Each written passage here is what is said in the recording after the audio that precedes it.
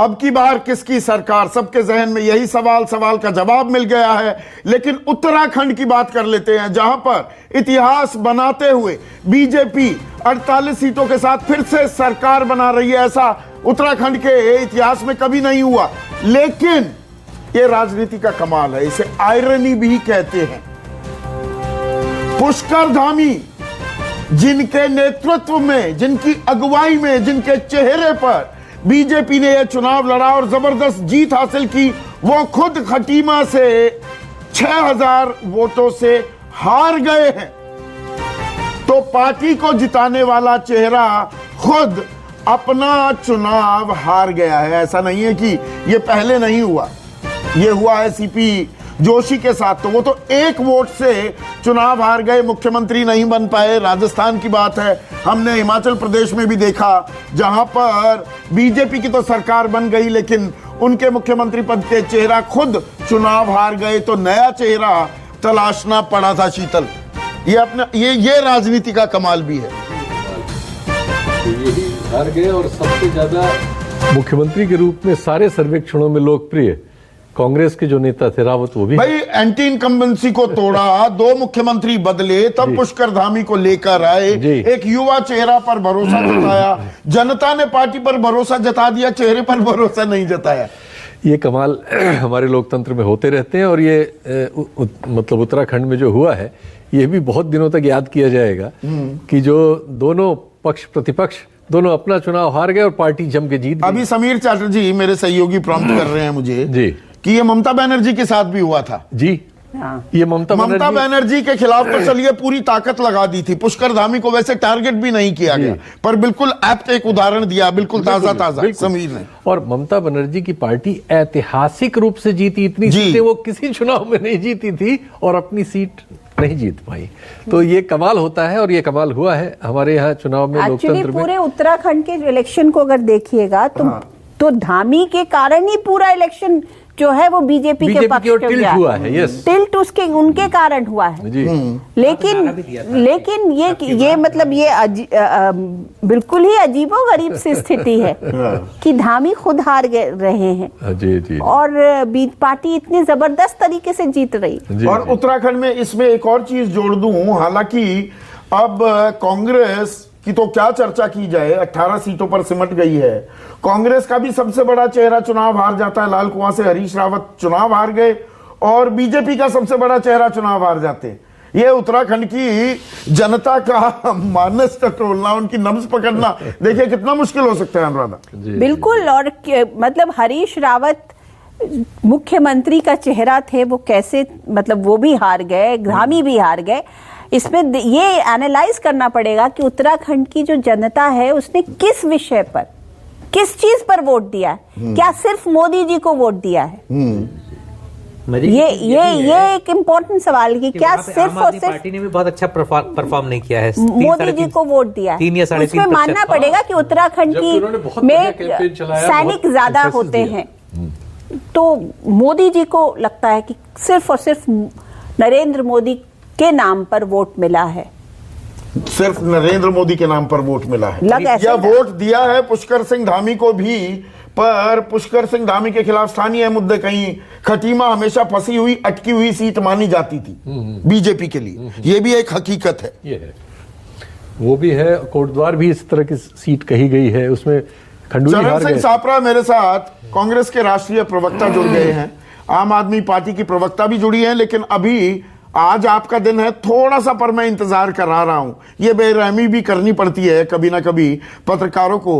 पर चरण सिंह सापरा, ये सुपड़ा साफ होता दिख रहा है कांग्रेस का।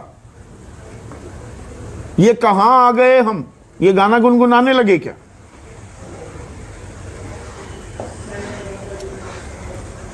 नहीं संदीप जी, देखिए मेरे ख्याल से अलग अलग राज्य के अंदर अलग अलग तरह के पॉलिटिकल, चलिए पंजाब से शुरू करते हैं। थोड़ा पंजाब से शुरू करते हैं जी। पंजाब से शुरू करते हैं। पार्टी निश्चित रूप से जो निर्णय अभी जनता का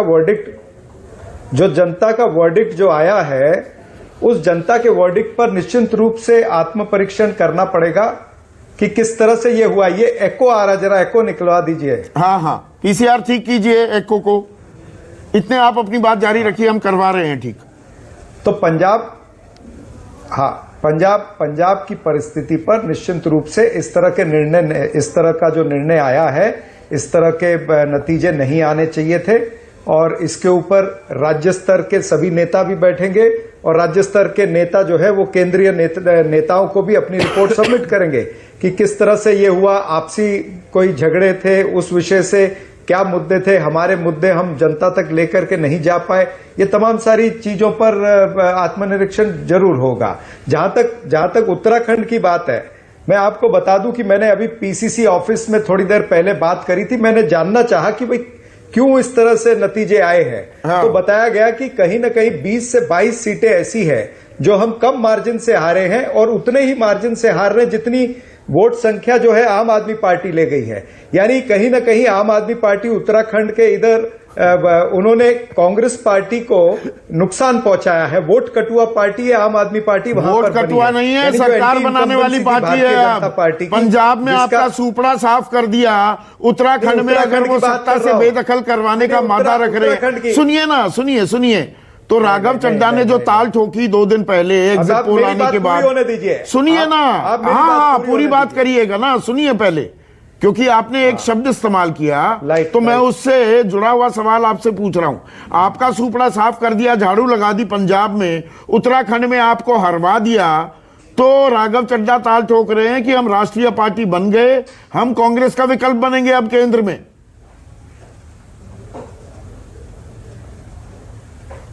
देखिए, राघव चड्ढा कुछ भी कह सकते हैं, आम आदमी पार्टी के नेता जब आज उनको इतनी भारी वहां पर बहुमत से वो जीत रहे हैं तो वो निश्चित रूप से ये सारी बातें कह सकते हैं, उनको अधिकार है ये सारी चीजें कहने का।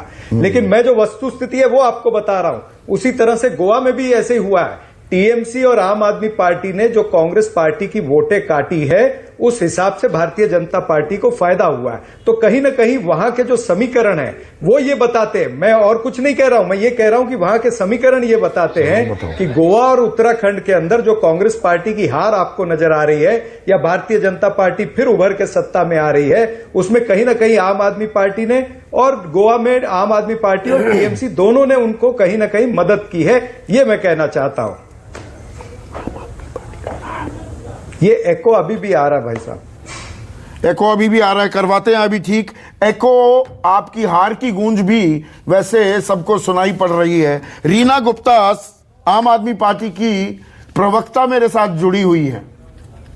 तो रीना, 92 सीट, देखिए ताल तो बड़ी ठोकी जाती है, 92 सीट ऐसी झाड़ू लगा देगी आम आदमी पार्टी, इसकी उम्मीद थी? ईमानदारी से जवाब दीजिएगा।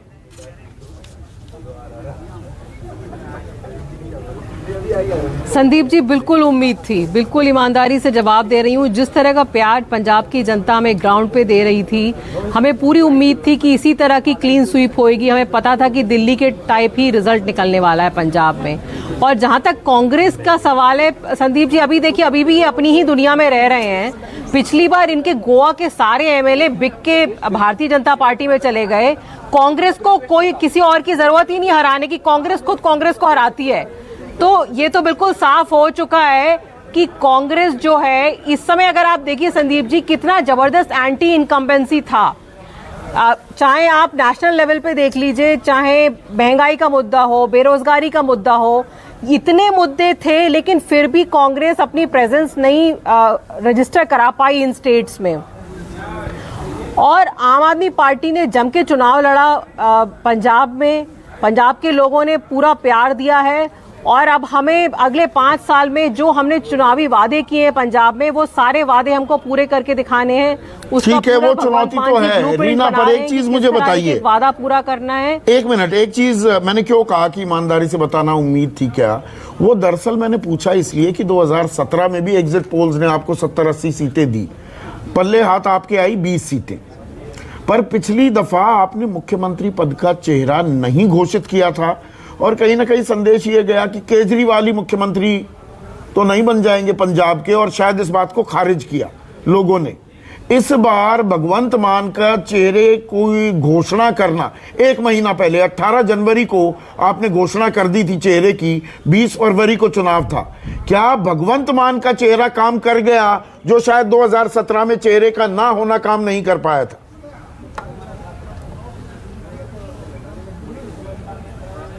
देखिए 2017 से अब तक पार्टी ने बहुत बातें सीखी हैं संदीप जी, और डेफिनेटली 2017 में जो गलतियां की थी वो गलतियां हमने नहीं इस बार दोहराई। संगठन भी ज्यादा मजबूत हुआ, कैंपेन भी ज्यादा स्ट्रांग रही, और इसमें तो कोई डाउट ही नहीं है कि भगवंत मान जी और केजरीवाल जी की जोड़ी जो है उसको पंजाब की जनता ने प्यार दिया है।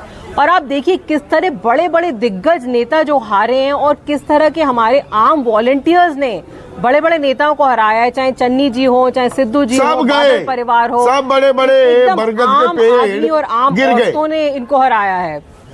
नहीं, पर एक चीज में मैं बड़ी स्ट्राइकिंग सिमिलैरिटी देख रहा हूं रीना, आम आदमी पार्टी में और बीजेपी में। तमाम जो प्रवक्ता अभी तक आए हैं, बीजेपी के तमाम नेता प्रधानमंत्री मोदी की भूमिका की सराहना कर रहे हैं, और आपके जितने प्रवक्ता आपकी तरह आए हैं सब केजरीवाल का नाम ले रहे हैं, जबकि ये है विधानसभा चुनाव। थोड़ा अपने चेहरे की बात कम की जा रही है। ये आपने भी महसूस किया या मैंने ही किया? दोनों का कॉम्बिनेशन है। नहीं संदीप जी, दोनों का कॉम्बिनेशन है। देखिए हमने पंजाब में चुनाव ये कह के लड़ा कि हमने जो काम दिल्ली में किए हैं वैसे ही काम हम पंजाब में करके दिखाएंगे, हमें एक मौका दीजिए। तो जो दिल्ली का मॉडल है आज संदीप जी, दिल्ली के मॉडल पे मोहर लग चुकी है, और यही दिल्ली का मॉडल अब हम धीरे धीरे पूरे देश में लेके जाएंगे। जहां से भी जनता का बुलावा आएगा वहां हम ये दिल्ली का मॉडल लेके जाएंगे, और जिस तरह से दिल्ली में बढ़िया काम हुआ है पंजाब में वैसा बढ़िया काम होगा, और धीरे धीरे पूरे देश तक हम ये मॉडल लेके जाएंगे। धीरे धीरे पूरे देश तक मॉडल लेकर जाएंगे। दिल्ली मॉडल की अब चर्चा होने लगेगी क्या, जैसे 2012-13 में गुजरात मॉडल की चर्चा हो रही थी। और चुनावी नतीजों के बाद, इन रुझानों के बाद आखिरकार राहुल गांधी ने भी अपनी चुप्पी तोड़ी है। हम जनमत को स्वीकार करते हैं, राहुल गांधी कह रहे हैं, जो जीते उन्हें बधाई। तो जनमत को स्वीकार करने के अलावा कोई और चारा भी है? चारा तो है नहीं अनुराधा, चारा तो है नहीं। इसमें कौन सी दरियादिली दिखा रहे हैं कि हम जनमत को स्वीकारते हैं? ठीक है, आज और इससे ज्यादा कह क्या सकते हैं, क्योंकि उनको बधाई देना बनता है, वो दे रहे हैं।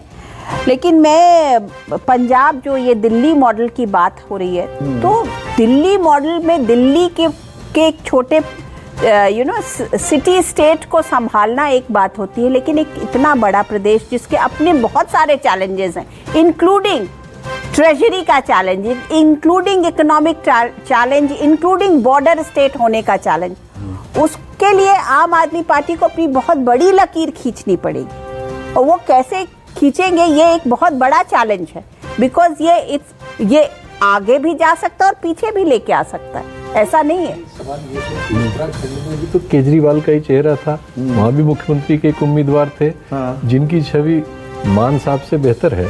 सैनिक है पुराने, भूतपूर्व सैनिक है, कोई ब्लॉट नहीं इन पे। तो colonel Ajay Kothiyal gallantry award winner, 3% vote मिलता है।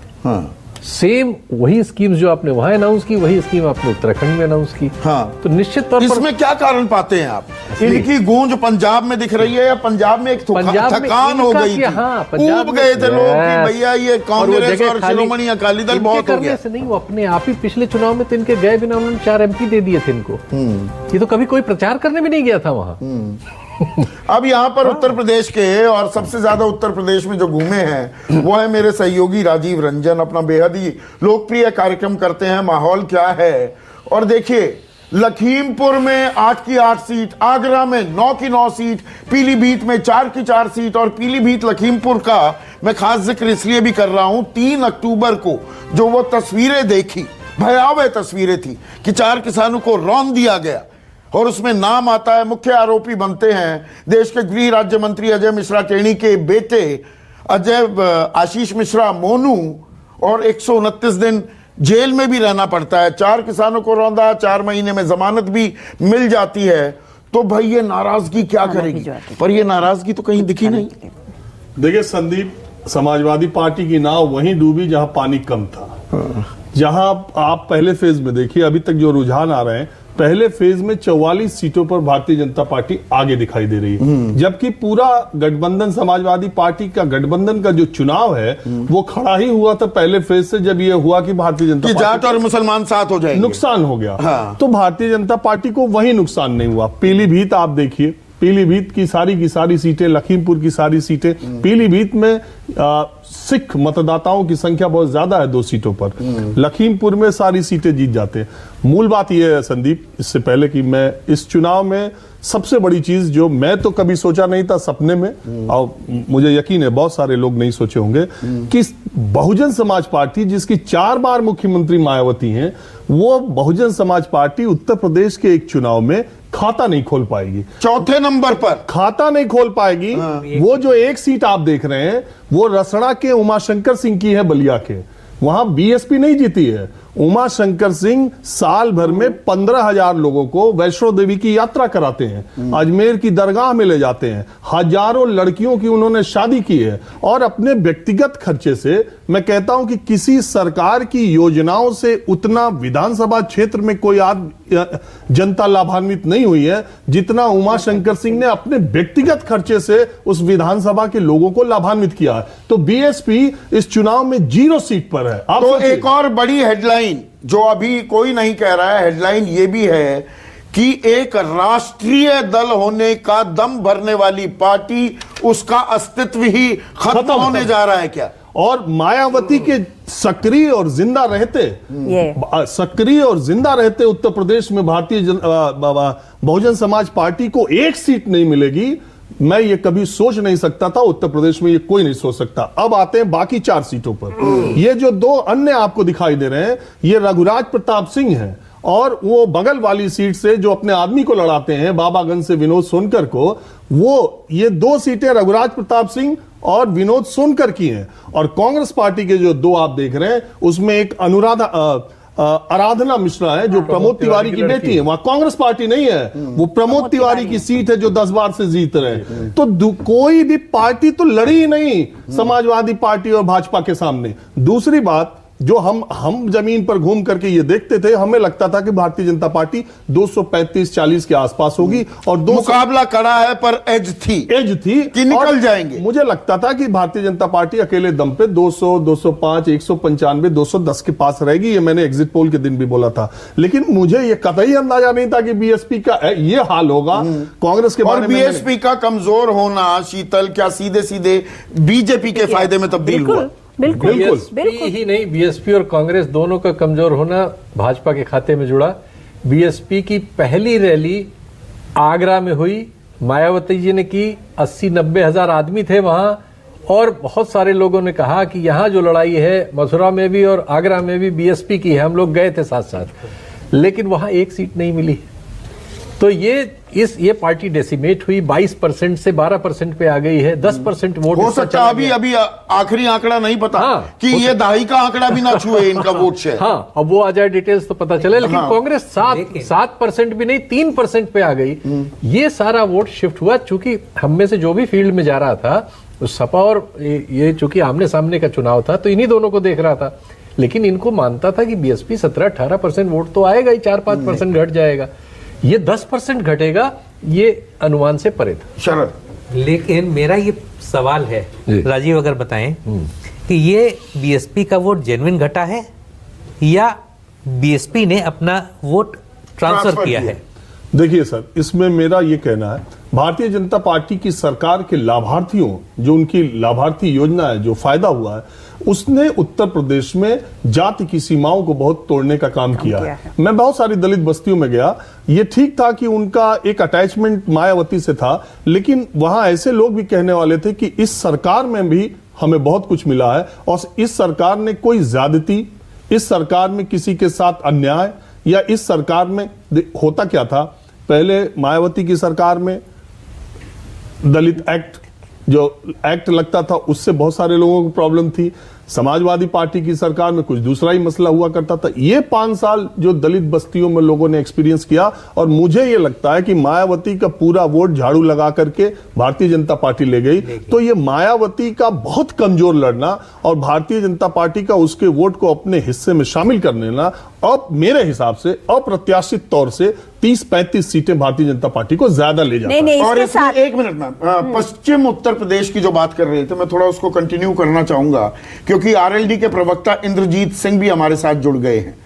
इंद्रजीत सिंह, जो पश्चिमी उत्तर प्रदेश में जी गठबंधन ऐसा बनाया और भाईचारे की बात की ताल ठोकी कि सामाजिक खाई को दूर करेंगे, मुसलमान जाट साथ आ जाएंगे और बल्ले बल्ले हो जाएगी, पर यह पश्चिमी उत्तर प्रदेश ही सबसे कमजोर कड़ी निकलता दिख रहा है इस चुनाव में समाजवादी पार्टी गठबंधन के लिए। ऐसा क्यों हुआ? देखिए, सबको राम राम, विकल्प पैनल पर बैठे हुए सभी मेरे भाइयों को, और मैं जो समझ पा रहा हूँ और जो मैं पूरे यूपी में अलग अलग क्षेत्रों में गया भी हूँ, पश्चिम में तो कर रहा ही हूँ, चौधरी अजीत सिंह जी का अचानक से हमारे बीच में से चले जाना, लेकिन जिस तरीके से जब श्रद्धांजलि सभाएं चौधरी अजीत सिंह जी की करी गई, जिस माहौल में लोगों ने उनको पगड़ी के लिए, श्रद्धांजलि के लिए अपनी ताकत दिखाई कि 4-4 किलोमीटर पैदल चल के सभा में जाना पड़ा, वो चीजें डायवर्ट क्यों नहीं हो पाई, हमारे लिए सोचने और विचारने का विषय है। नहीं इंद्रजीत सिंह, मैं थोड़ा आसान कर दूं ताकि आप विचार अपने सफाई से पेश कर सकें। क्या दरअसल दिक्कत वहां हो गई कि आरएलडी समाजवादी का गठबंधन, जहां आरएलडी ने जाट और अपने चेहरे उतारे, वहां पर तो जाटों ने और मुसलमानों ने साथ वोट डाला, जहां समाजवादी पार्टी का उम्मीदवार आ गया वहां जाटों ने बीजेपी को अपना वोट ट्रांसफर कर दिया। क्या सीधे सीधे ये होता है दिखा है? नहीं, उसमें कुछ देखो, आपने पैनल पे अभी चर्चा करी है, एनजी का मीटिंगों में उनके बड़े लीडर्स का ये कह देना कि जहां हम हार रहे हो और वहां हम आप जो है बीजेपी को वोट कर दो, ये सबसे बड़ा नुकसानदायक रहा। आपने भी, आपके टीवी पे भी दिखाई गई थी बात, और टीवी चैनल्स पे भी दिखाई गई थी। ये सब चीजें जो एक अपने आप को सरेंडर कर देना जो रहा, ये कहीं कोई भी जो चाहे पार्षद का चुनाव हो, एमएलए एमपी का चुनाव हो, ये तो जातियों से नहीं लड़ा जा सकता। तो मतलब क्या नेचुरल अलायंस नहीं था? समाजवादी पार्टी और आरएलडी का गठबंधन पश्चिमी उत्तर प्रदेश में वो रास नहीं आया, और जो नतीजों की उम्मीद समाजवादी पार्टी गठबंधन लगा रही थी उसके विपरीत बीजेपी अपना किला, ये किला था, 58 में से 53 सीटें जीती थी, उसमें से ज्यादातर सीटें वो बरकरार रख पाई। इस पर चर्चा करेंगे। अनुराधा कुछ कहना चाह रही थी, एक छोटा सा ब्रेक ले रहे हैं, ब्रेक के बाद अनुराधा की बारी। नमस्कार, मैं हूं मानक गुप्ता। अगर आपको हमारा ये वीडियो पसंद आया हो तो इसे लाइक और शेयर जरूर करें, और हां, हमें सब्सक्राइब और फॉलो करना ना भूलें ताकि आप देश और दुनिया की कोई खबर मिस ना करें। तो जुड़े रहिए हमारे साथ और देखते रहिए न्यूज़ 24।